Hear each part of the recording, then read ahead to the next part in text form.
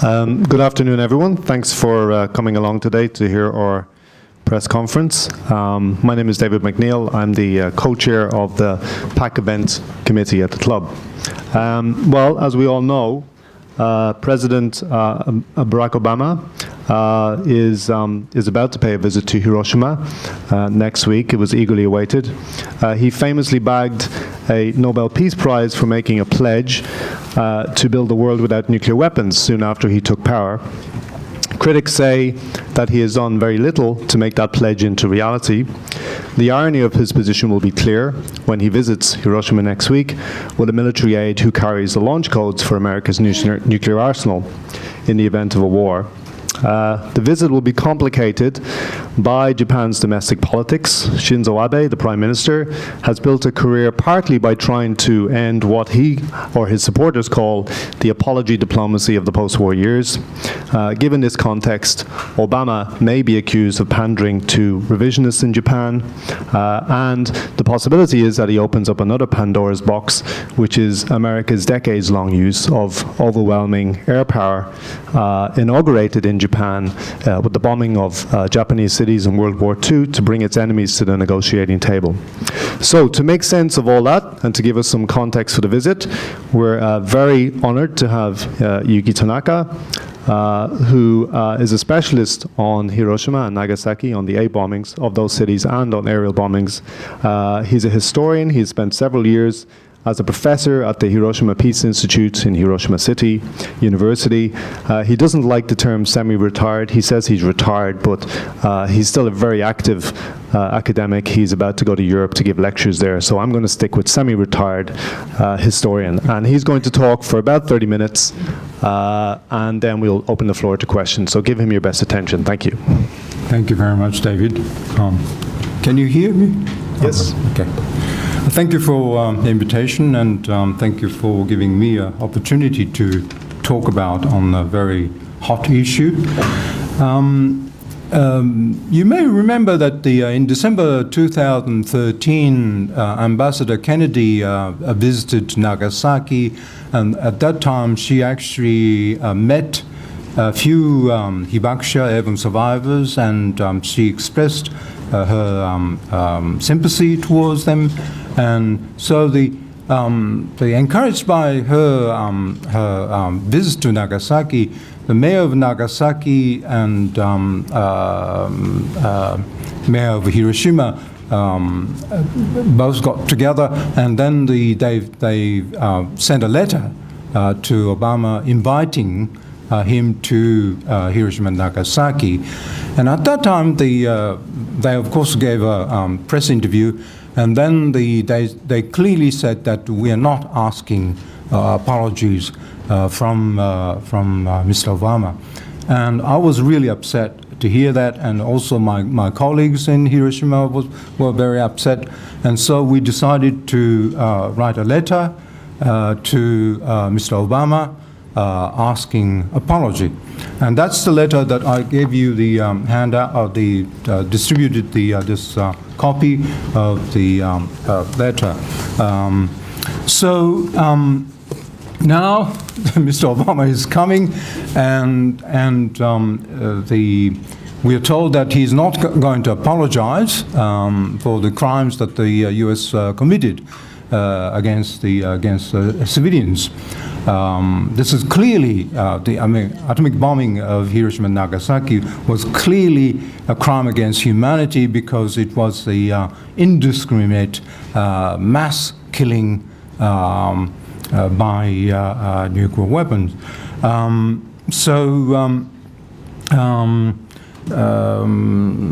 And also, it was not really necessary to use the nuclear bomb against Hiroshima and Nagasaki to end the war. This is a myth created after the war, that the bombing of Hiroshima and Nagasaki was necessary, definitely necessary to end the war. By the way, people really misunderstand that after the bombing of Nagasaki, there were no bombing at all. This is not true. If you look at the textbook or whatever, you find that the firebombing continued. Okay, August 10, 11, 12, 13 wasn't. U.S. didn't conduct the area bombing, but on the 14th, they also bombed quite a few cities, including Osaka. They dropped the 100 of one-ton bombs. This is the one day before the Japanese officially surrendered. Okay, so it is not true that the atomic bombing actually ended at the Pacific War. And also the Japanese was also responsible, partly responsible for the bombing of Hiroshima and Nagasaki, because they delayed the surrender because they wanted to make sure that the Allied nations will give the Japanese government the guarantee that the emperor system will continue and the Hirohito's life will be saved. So so there was a responsibility in both sides, the Americans and also Japanese. So President Truman justified this is genocide with the ironic excuse that it was to avoid, insofar as possible, the killing of civilians and to end the long-lasting bloody war in the Asia-Pacific War, in the Asia-Pacific. So in this way, the U.S. created a myth so as to evade responsibility for its grave war crimes. On August 10, 1945, the Japanese government denounced the atrocity of using a nuclear weapon as a serious war crime. It was, however, the first and only protest that the Japanese government ever issued regarding the atomic bombing, and was not supported by any other nation. By the way, that in this protest that the Japanese government made, they also referred to the firebombing, not just atomic bombing. They condemned the firebombings of many other cities, of course, including the Tokyo bombing too. So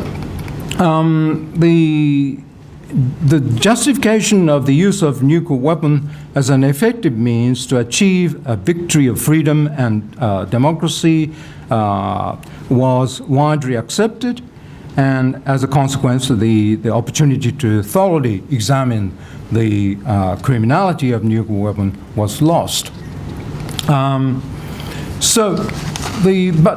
August 15, 1945, Hirohito stated in his imperial rescript on the termination of the war that his government had decided to surrender because of the inhumane atomic bombs.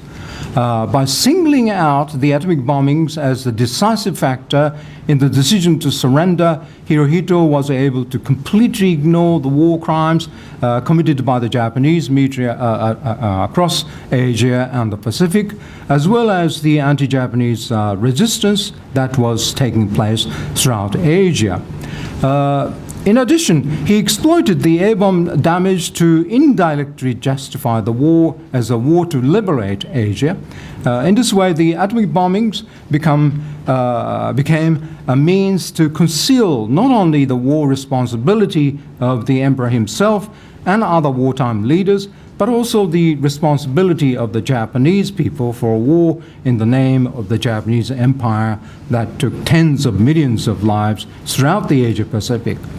Just as President Truman fabricated a myth to cover up the U.S. government's responsibility for its grave war crimes, so too did the Japanese government use the same air bomb attacks to conceal its war responsibilities.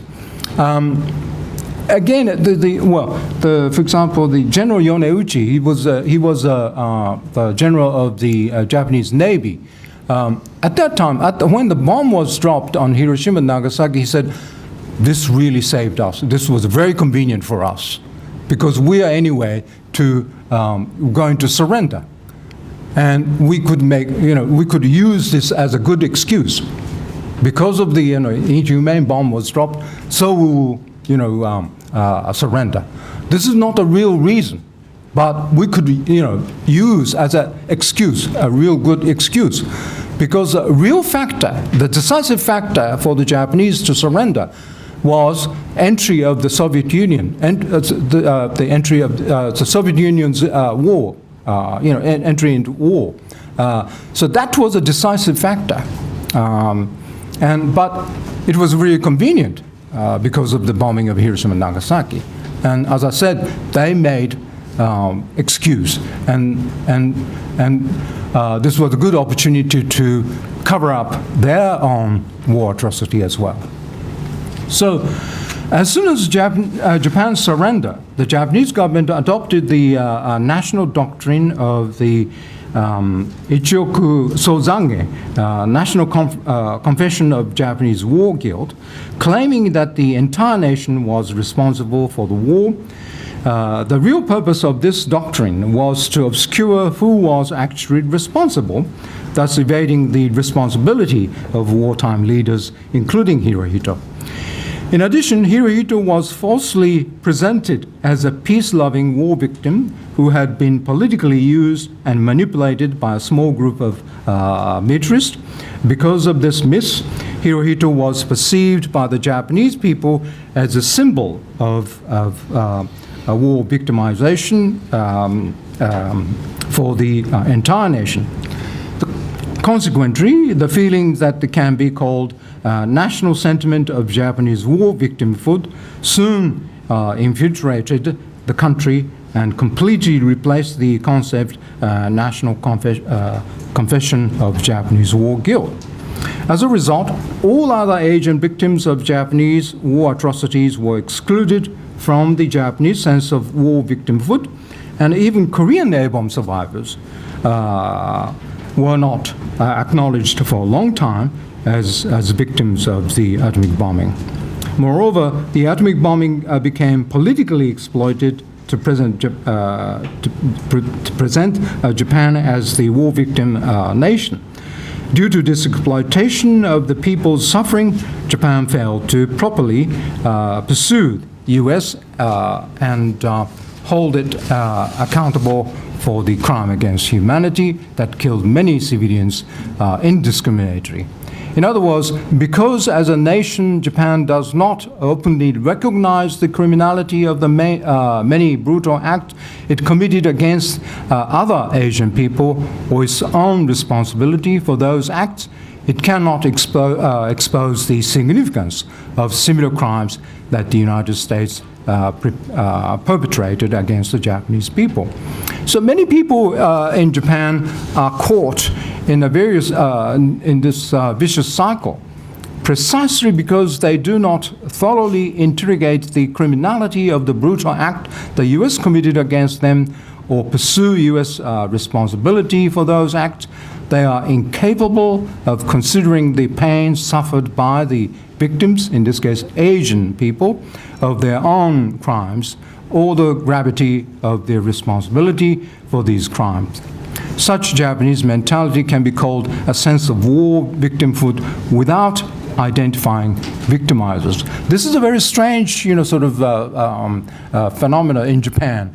We talk about the victimization of us, but we don't identify who is the victimizer. I mean, a typical example, one of the typical example is the cenotaph in the Hiroshima Peace Park. There's the word that said, "Please rest in peace, for we shall not repeat the error." And it doesn't make sense. I mean, who made the error? What sort of error? It doesn't, it doesn't give you information at all. And so we were the victims, and we are not going to repeat the error. But we didn't commit crimes as far as the nuclear bombing is concerned. The Americans committed, but they don't identify it. So this is very strange. If you talk about the victimization, you talk about the victimizer, but we don't talk about it. This is very strange, but that still continues. This strange things. So, anyway, this is the reason why Japan has willingly subordinated itself to U.S. military control, although it has never been trusted by neighboring Asian nations and cannot establish a peaceful relationship with them. In Japan, we're currently confronting a depressing political and social situation with many grave problems, including racially motivated hate speech, various types of sexual violence, and oppressive educational policies. Indeed, this undemocratic social climate is closely related to the failure to carefully examine both the U.S. responsibility for the indiscriminate mass killing caused by the atomic bombings and Japan's responsibility for war crimes it committed against the people throughout the Asia-Pacific. This is mainly because we have failed to fulfill justice through democratic procedures based upon a clear sense of responsibility. So in my idea, the reason why we cannot run our society in a democratic manner comes from this the failure to face up to our history. So somehow we have to go back to that the original point and rectify this situation. That means we have to pursue the U.S. responsibility for the war crimes that they committed, and at the same time, we have to also self-examine our past, our own responsibility for the crimes the various crimes that our fathers' generations committed against the Asians, other Asians and Australians and other allied forces. So somehow these two issues are not really separated. This is well-linked, the interlinked issues. So we cannot separate them. Somehow, the people talk about this is completely different matter. When I say, this, we have to discuss the atomic bombing and the Japanese war crime at the same time. They said, no, this is a completely different issue. It's not. It is very, very intertwined issues. Otherwise, we cannot solve the problem. If we don't take these two issues in a total manner, we cannot solve this problem, and we cannot solve the present problem, because in my idea, all the social political problems we are now facing, especially under Abe regime, that comes from this failure, our failure to confront with the war issues, war responsibilities. So,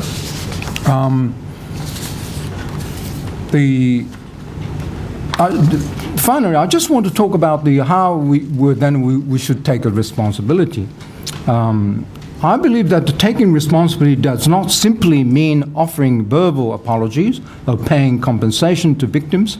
Responsibility involves continuous effort to prevent the same crime that has already been committed reoccurring, and it requires an enduring effort, not temporary action. It is only with such an approach that one can finally gain the trust and respect from one's victims.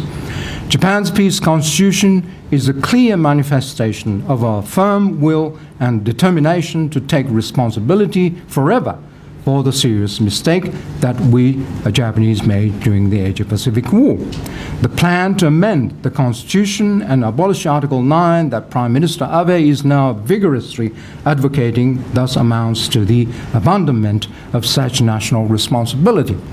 So, on the basis of this argument, we are now requesting a sincere apology from the US President, Mr. Barack Obama, and at the same time, Japan's Prime Minister Abe Shinzo for the various grave war crimes that both nations committed respectively during the Asia-Pacific War. So we are now sending our appeal to both Mr. Obama and Mr. Abe to seriously think about the war crimes that both nations committed, and when they come to Hiroshima, they will express sincere apologies to the people in Obama, to express his apology to Japanese people and Abe to the Asian people. Thank you very much. Thank you. They won't, though. They won't apologize, right? No. No. But Just we're not going to welcome it unless they apologize. I just wanted to get that out of the way. Okay, well, we'll take questions from the working press. These two tables in front of me. First, I see a hand down the bottom. Can you make sure you say your name and identify your organization? Thank you. The microphone is over here.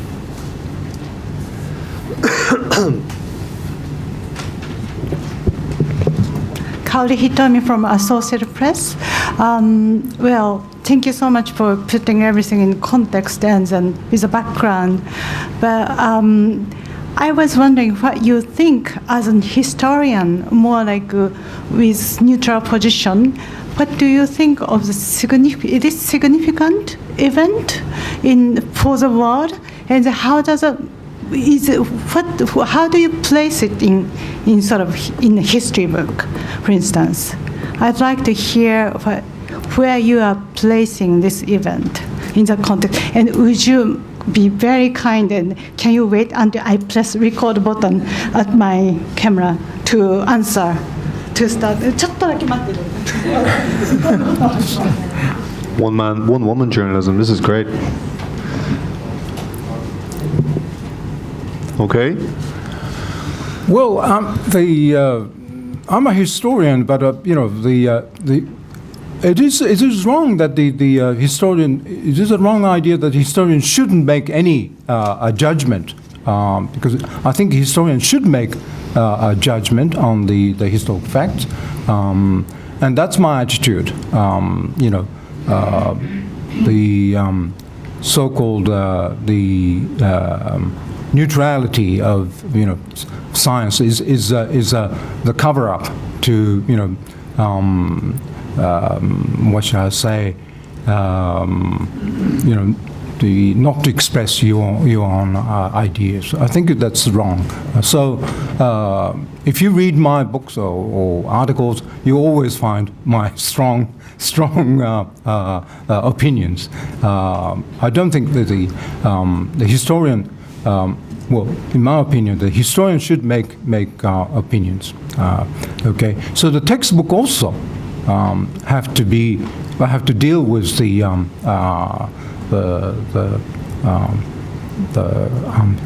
hot issues, and of course that the textbook will have to be more sort of what shall I say,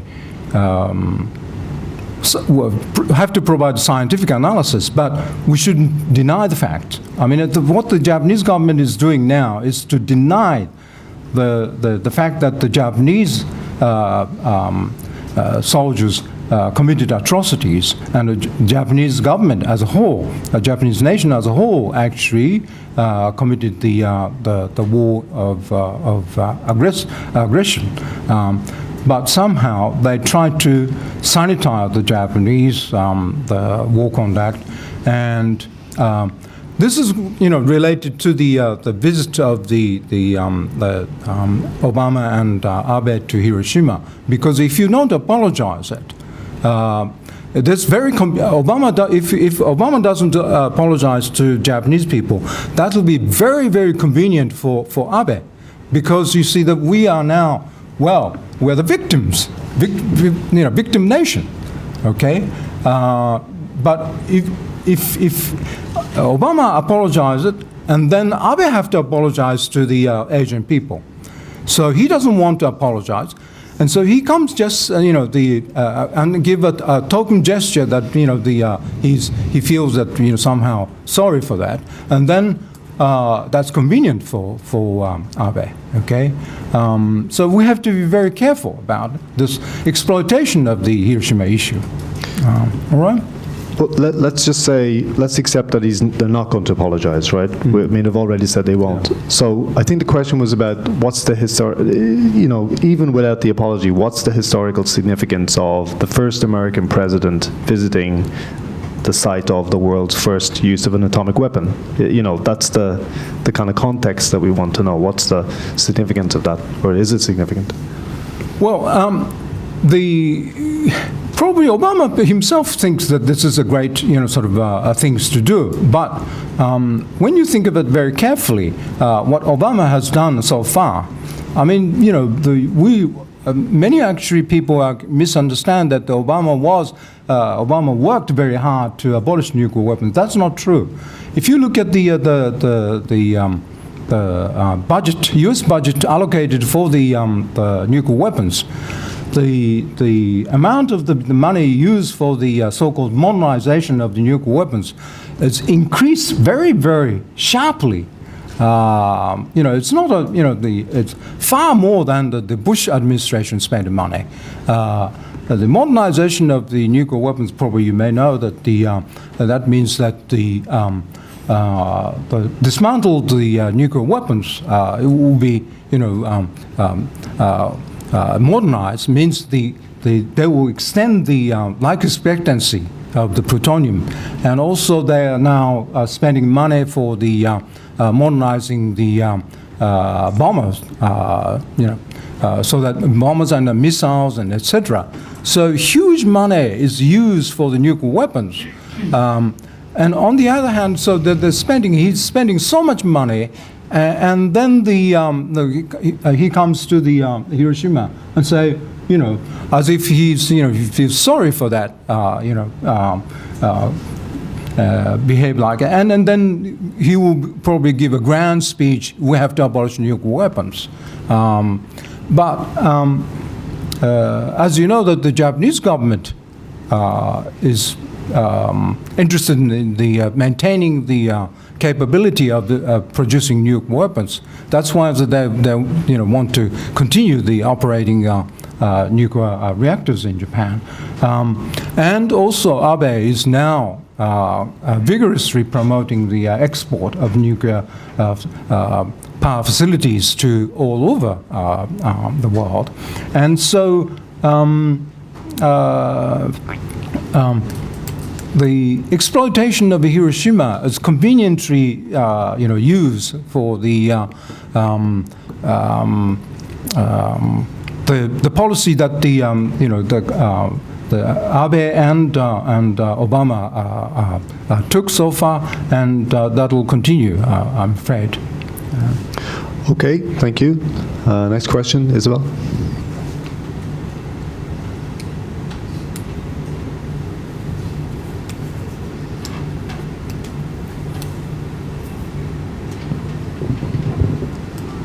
Thank you. Isabel Reynolds from Bloomberg. I think you mentioned during your talk that you wouldn't welcome the visit by Mr. Obama under the current circumstances. Do you have any plans to make that clear during the visit? Will you, for example, be demonstrating or anything like that? And I have a second question, which is, you obviously believe that Japan has not sufficiently examined its history, and well, also America has not. Is there any example of a country that has examined its past atrocities and apportioned blame in the correct way? Unfortunately, we cannot do actually physically prevent that the visit of Mr. Obama and Mr. Abe, but we're going to have a meeting or conference or whatever called, a gathering, on Saturday this week, and we will express our view publicly, and we are going to send a letter to both to Obama and Abe, asking serious consider about the historical issues, and express the apologies. That's all we can do. We're not expecting that, as David said, that they're not going to apologize, but the aim of our exercise is not just appealing to these politicians. The more importantly is to educate the people in Japan. We are now saying that, look, unless we face up to this issue, We're not going to solve this historical, not only historical issue, but also the present problems, because the social and political problems we are now facing comes from this historical background. And so we are trying to educate the people by appealing to politicians like Obama and Abe. Okay, so that's, in fact, that's the main purpose. That's the main purpose. Okay, so we're now exposing this the letter on our website, and we're now getting every day we're getting the supporters from all over Japan, from Hokkaido to Okinawa, and even the from Korea, supporting our claim. Now, as far as the second issue concerned, of course, you know that the Germany, the German, the way that the Germans, you know, the way that they deal with the historical issues, completely opposite to Japan, and not only textbook, but also they use what are called cultural educational tools, or whatever we call. They use museums. For example, the old facilities of the Nazi regime used to annihilate Jews, and also the political dissidents and etc. Now they are used as an educational place. Students go there and learn about it and discuss about amongst the students, the historical issues and atrocities, their responsibility, etc. If you go to the Berlin, for example, the Holocaust Museum, you always find a group of students. They're not just coming to a museum to see the exhibiting items, but also they sit down and having a discussion with a teacher. Now, we don't have that kind of the education method. You go to the Hiroshima Airborne Museum, they just go through. There's no discussion. And also, the exhibiting item is only the victimization of Hiroshima. I don't know whether you noticed or not. Probably, many of them you visited the Hiroshima Airborne Museum already. But I'll tell you, there is not a single photo of Nagasaki. Not a single photo of Nagasaki. And very little information on the people who actually suffered from other nuclear tests. Okay, they talk about Bikini Island and whatnot, very briefly, but they don't give you detailed information how these people suffered, and they're still suffering. So, very myopic view they will present. And as I said, they always concentrate on the victimization of themselves. Now, for example, Hiroshima, there was the 50th Division, headquarters of the 50th Division of the Japanese Imperial Army was located in Hiroshima, not very far. It's only 1 kilometer away from the epicenter of the atomic bombing. Now, from there, the large number of troops were sent to Nanjing. They committed the Nanjing massacre. They also went to the Singapore and Malay. They committed a massacre in Malay. 20,000 people killed by these soldiers sent from Hiroshima. They don't talk about it. There's not a single information at Airborne Museum, right? So, do you think this is right? That's what I'm saying. We fail to fulfill justice through democratic procedure based on a clear sense of responsibility. This is the problem of Japan. Okay, sorry. That's all right. Just before I take George's question, though, it is fair to say that that's a minority view, right? I mean, I've just read some survey that 90% of Japanese people, something like that, support the Obama visit, with or without an apology, right? So would you accept that that's a minority view? No. For example, according to the Asahi newspaper, the opinion survey conducted a few days ago, 56% people saying, we want Obama to apologize. That's the truth, you know, and especially the Aibun survivors. I mean, this is the problem. For example, Chugoku local newspaper in Hiroshima, they deliberately choose the Aibun survivors who express the joy, you know, of welcoming the Obama. But a large number of the Aibun survivors still wants, you know, Obama to apologize, but they don't use them. The media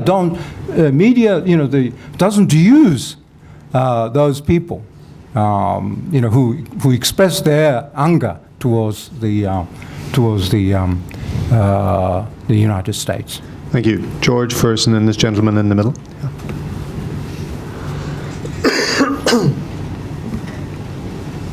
My name is Baumgartner. I'm working for Swiss television. Do you think the visit of Obama in Hiroshima can help to open up the Pandora box? And do you think the opinions, the work of educations which should be made in Japan, the opinions you expressed about what happened, do you think it will, during the visit of Obama, do you think it will be reported by the established media in Japan, like NHK, or they will just play the angle of, oh, it's great to have the visit of Obama, even without an apology? What do you think? Well, I'm very pessimistic. I'm smiling here, but I'm pessimistic, you know, as far as our influence on the Japanese people is concerned. But if we don't do anything, then the situation will get worse.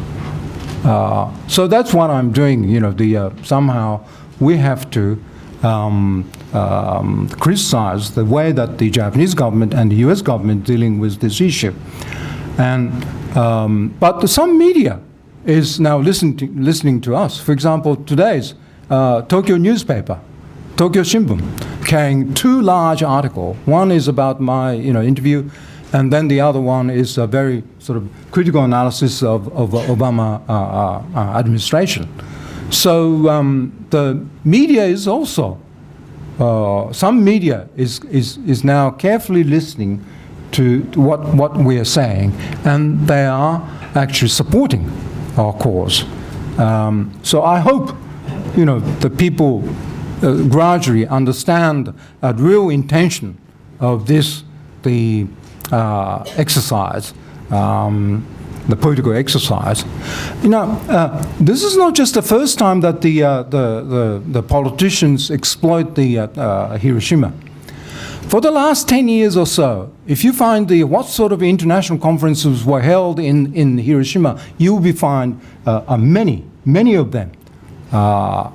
For example, just because 2 months ago there was a conference of the foreign ministers, G7 foreign ministers, and Kerry came, and again, every time they have an international conference, they will make a statement,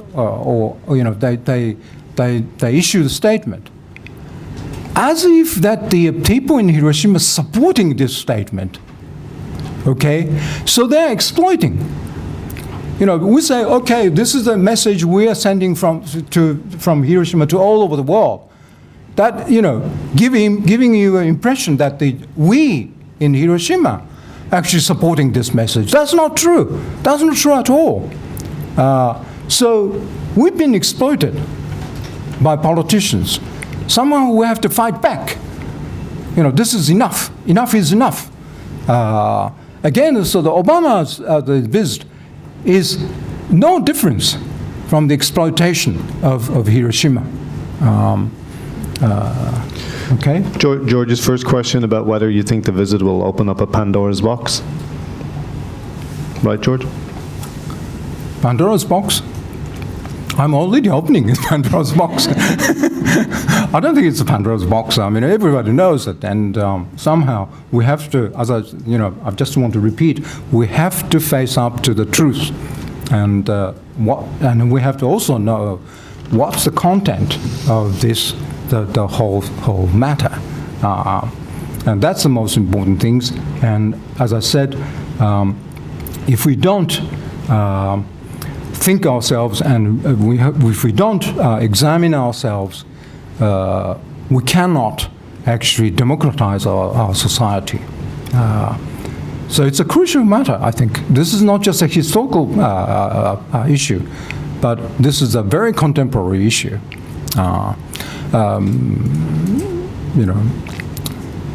Anyway. Thank you. Gentleman in the middle. Khalil, I'm honorary member. I'm very impressed by your enthusiasm. Now, Article 9, which you discussed. Yeah. Before, there was a will of the American to protect Japan. Sorry, say it again. Before, after the war, Yep. there was the will of the American to protect Japan. At the same time, there was nothing called Super China. Now the picture is completely different. 85% of the American, they don't want to be involved with any external wars. The second thing, you have Great China.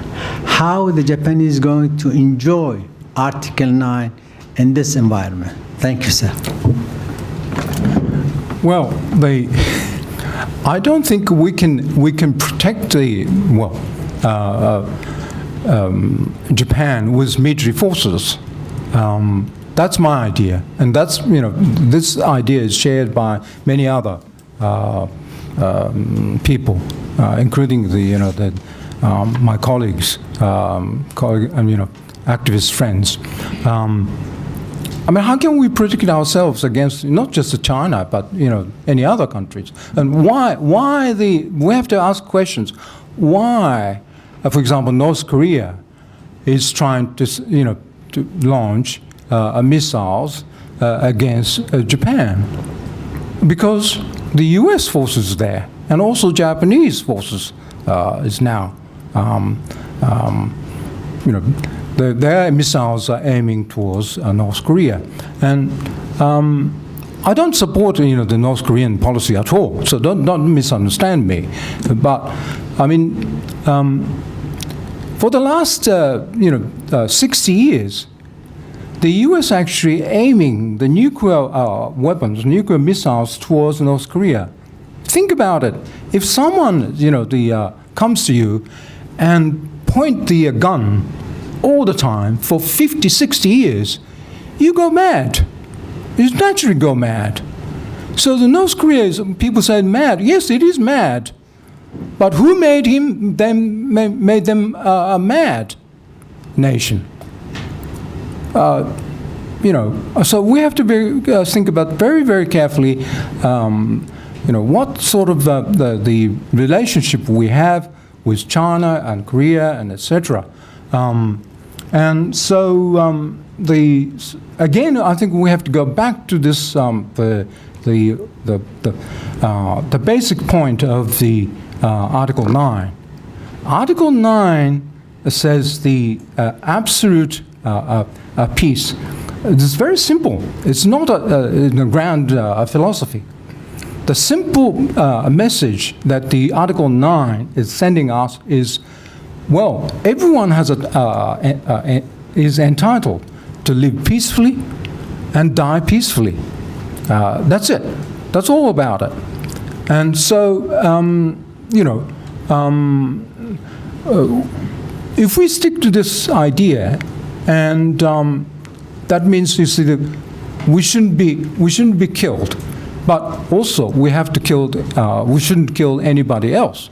That's the basic philosophy, and somehow we have to go back to that the original point, and somehow we have to carefully rethink about the how we could promote the peaceful relationship with other nations without military forces.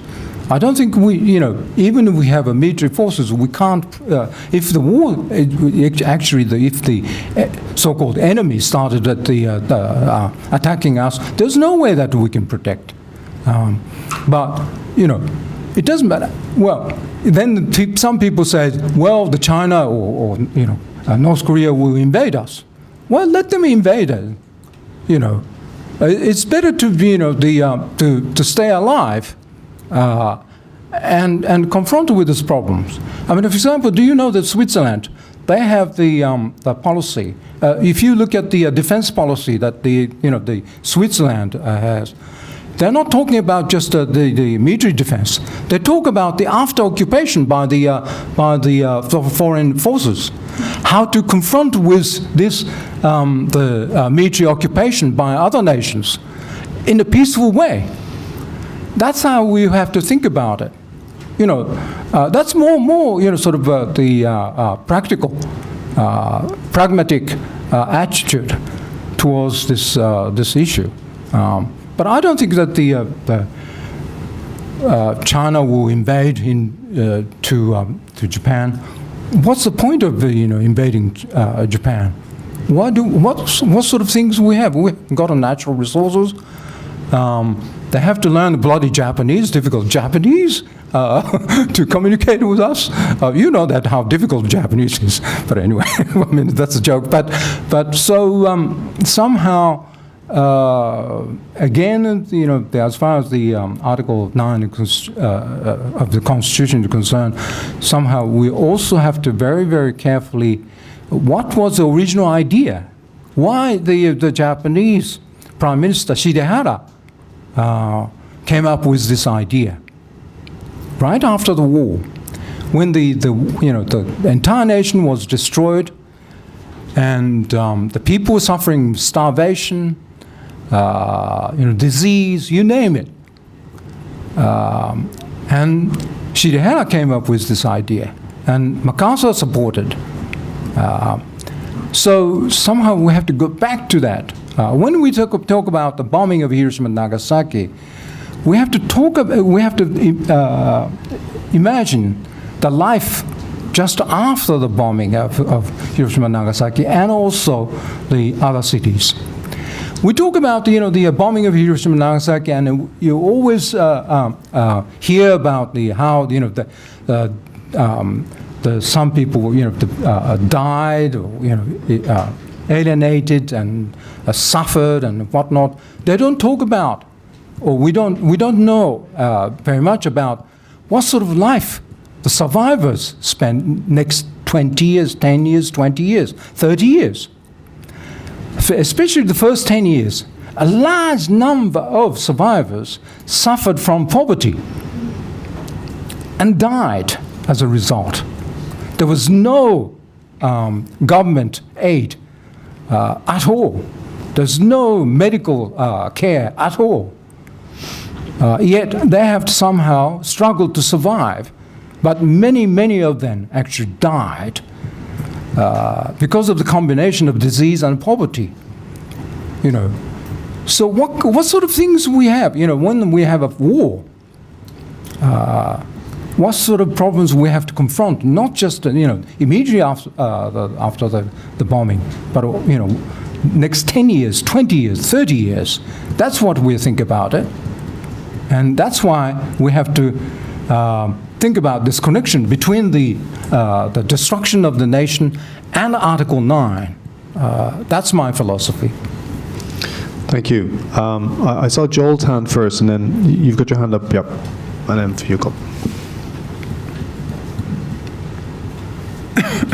We have about 10 minutes left, so yes. Could we keep our questions short? Thanks. Joël Lejean from French Radio and TV, RTL, TV5. Don't you think this visit of Mr. Obama and the result for Mr. Abe is quite very clear? Maybe not so much turned to the past, but watching the future. Future could be, for example, sending signals, talking about the bombs. Is it important not to get nuclear bombs or launch debate in the world by the symbolic action like this visit? Also a future watching because of Trump plans about seeing Japan and South Korea getting nuclear bomb themselves to defend themselves. Signs sent to Russia, signals sent also to Iran. And don't you think it's going to be a very good tool for Abe, politically speaking? What do you expect from Mr. Abe after this visit of Obama, politically? Thank you. Yeah, I briefly explained that, it was very convenient for Obama that the Abe comes and Hiroshima and, does not offer apology. That's very convenient, as I said,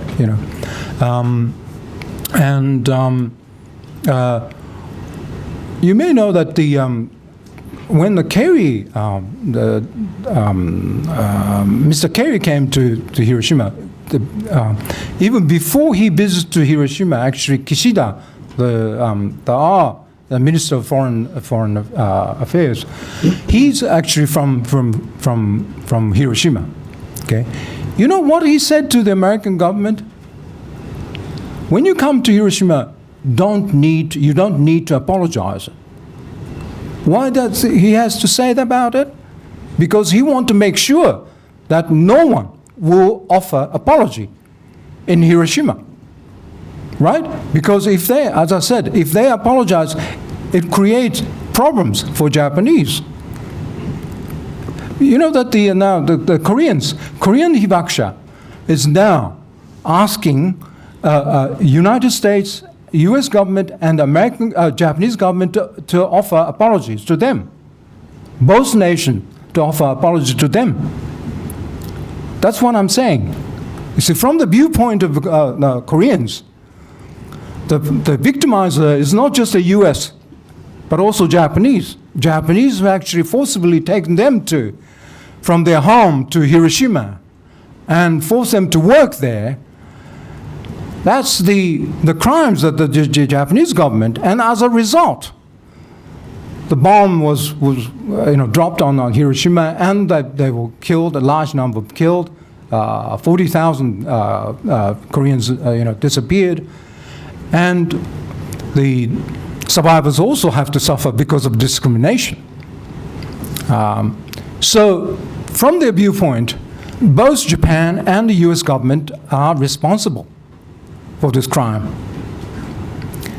So, if neither Obama nor Abe say anything about the apologies, that's very, very convenient. Okay? Because the the Korean hibakusha will be continuously denied. They're neglected. That's what Abe is actually aiming. And so it's bloody convenient for the Japanese government.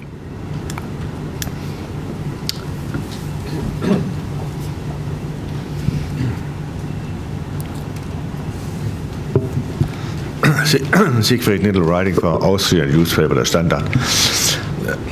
For me, when I saw last year the movie of John Chungerman about Okinawa, the war in Okinawa, so I thought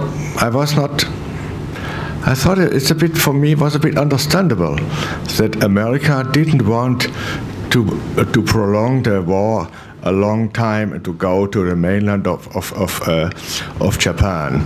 And you said the American the Japanese Navy wanted to surrender, but on the other side there were officers in the army who wanted to stop the emperor to have his speech there was a kind of revolt. Yes. So is there not in this way, is there not some reason, and so a good reason for the American to drop the bomb because it was not sure what would happen, how long would the war go? I think the best book that you have to refer on this question is the Hasegawa. Tsuyoshi Hasegawa's book. Tsuyoshi Hasegawa is a professor in history at the California University, Santa Barbara. He's a Russian specialist, but he, of course, teaches in U.S. university. So he speaks Russian, English, and Japanese, and he extensively consulted the archives from 3 countries. The Russians archive was, opened the the documents related to the Soviet entry into the war and the Stalin's view about the American bombing of Hiroshima and Nagasaki, etc., etc. So this is a very comprehensive analysis of the decision-making of the atomic bombing of Hiroshima and Nagasaki, utilizing this extensive archive of documents. His book is called Racing the Enemy, Stalin, Truman, and the Surrender of Japan. This is a very, very good book. You should read it. And how, irrelevant that, strategically, there's no need to drop the bomb on Hiroshima and Nagasaki. The Truman and the American politicians decided to drop the bomb because of they want to demonstrate the power to the Soviet Union and prevent Soviet Union coming into the war. Okay, that was a main aim, and the Japanese Hirohito and the Japanese leaders, political leaders, military leaders also. They wanted to surrender, but they were looking for the opportunity, but they missed one after another. And eventually the atomic bomb was dropped, and then the Soviet Union came into the war. And as I said, that was a decisive factor, and they used the atomic bomb as a good excuse to surrender.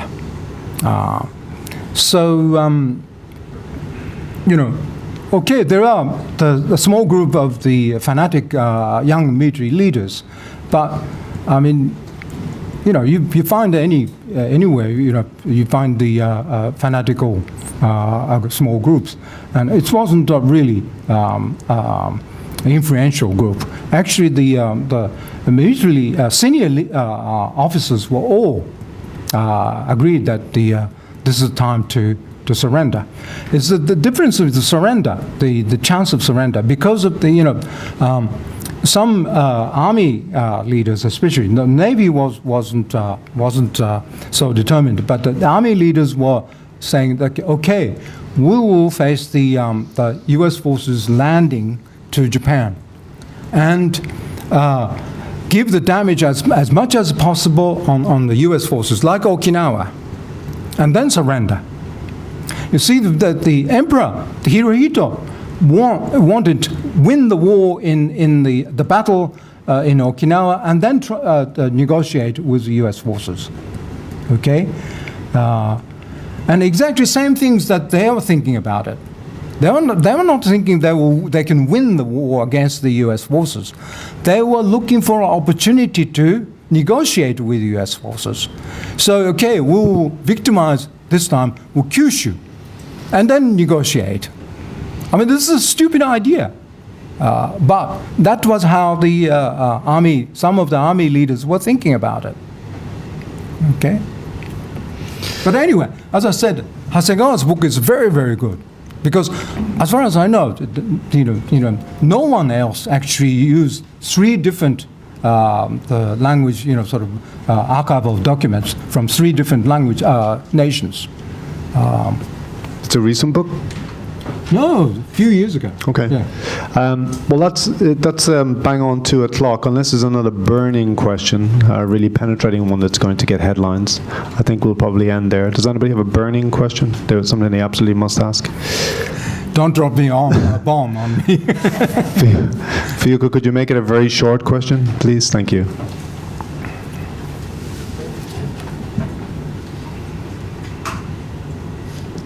Fuyuko Nishisato from German television. My question is, this issue are so complicated. involving all sort of elements of Japanese society and world politics, but as only 2 victims of the atomic bombing in the world, Nagasaki, Hiroshima, could not so far played a very positive, important role to abolish nuclear weapon in NPT and so forth. Why is it, do you think? And also this dilemma of Hiroshima City, for example, officially welcoming Obama. I think they are in a big dilemma involving the Hibakusha citizens. That I would like to know their dilemma. I don't think there's a dilemma amongst the politicians. As I said, they're happy. They think this is a great opportunity for themselves, just to sort of enhance their political existence, political stance. I mean, that will increase their popularity because the people think, wow, this is great. This is it's like an omatsuri festival, and so the people who brought this, the guy from the United States, will be great. This is great. That's how the many people see this event. So it's sad in a way, but what I want to think is, what I want to say is that somehow the atomic bombing of Hiroshima and Nagasaki, as I said, before, has always been, exploited, politically exploited. Now, through this exploitation, it's not just that the Hibakusha actually suffered, and especially Korean Hibakusha, but also the other victims of the fire bombings were completely ignored.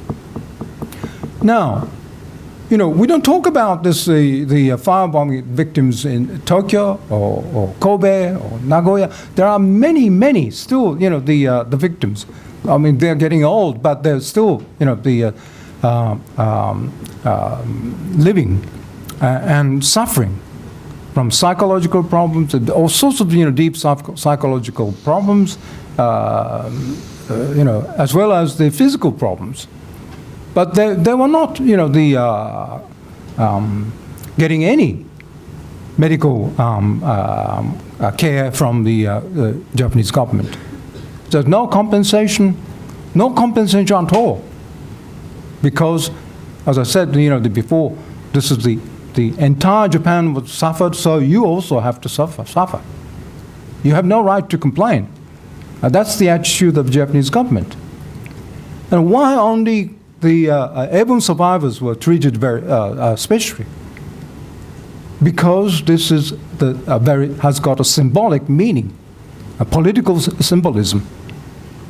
But when you actually see how the airborne survivors are treated by the government, they're also suffering because a large number of airborne survivors are still struggling at court in order to be acknowledged as airborne survivors. Many airborne survivors are not entitled to be airborne survivors because of the strict regulations. For example, types of disease. You have to suffer from a particular type of disease, otherwise you are not entitled to become an airborne survivor. They're very, very strict. So many survivors have been struggling. They are fighting at the court, fighting against the Japanese government. If the Japanese government so care about the airborne survivors, why are they taking this kind of policy? Very suppressive policy, actually. So it's double standard they're taking. So hypocritical.